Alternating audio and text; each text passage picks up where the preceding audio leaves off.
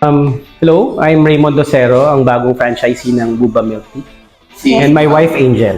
Michelle Angela Ocero, new franchisee of Buba Milk Tea. Yes.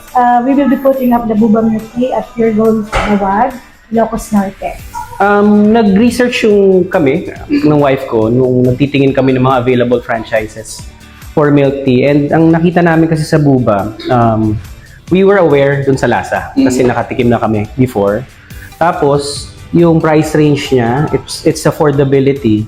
Medyo magkikater siya dun sa market na gusto namin i-penetrate sa Ilocos Norte. So, and the look itself, parang we were attracted to it. So, parang yung mga factors na yun nag-contribute nung nag-decide kami, we were choosing, ito yung pinakabagay dun sa gusto naming negosyo na i-put up dun sa location na nasabi nga ng asawa ko. So, yun yung dahilan.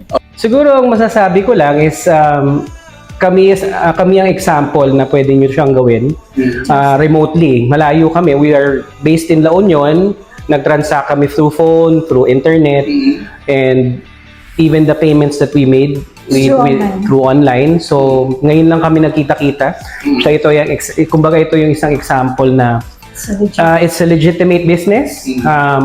Kontakin nyo lang yung mga consultants nila and they will entertain you. And kami nga, yun nga, as I said, ang example na you can do this even if you don't see them personally. Kumbaga, galing kami sa probinsya, dadalhin namin siya sa mas malayong probinsya sa Ilocos Norte.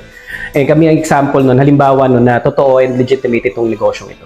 Well, base sa ginawa natin na training ngayon at sa mga natikman namin mga other flavors niya, yes, I believe na very competitive yung terms of taste, yung price niya especially, can compete against yung mga top brands na medyo premium ang presyo. So, I guess, encourage ko yung mga interesado na to try this out. Isa sa mga choices nyo, pag naghahanap kayo ng negosyo ng milk tea, I really recommend Buba Milk Tea.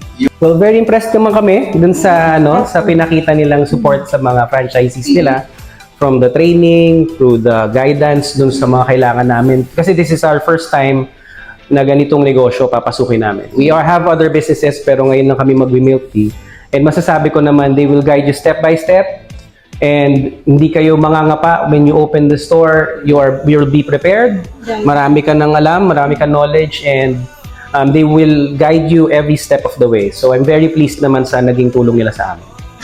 We would like to invite yung mga taga Ilocos Norte.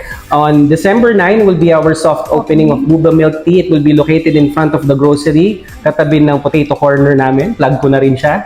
So hopefully, and the December 10, our grand opening, may promo. Ano nga ba promo? Buy 2 20, free tall drink. So sana makita namin kayo doon and suportahan nyo kami. And hindi kami mapapahiya dito sa brand na ilo-launch namin sa Ilocos Norte. So hope to all see you soon.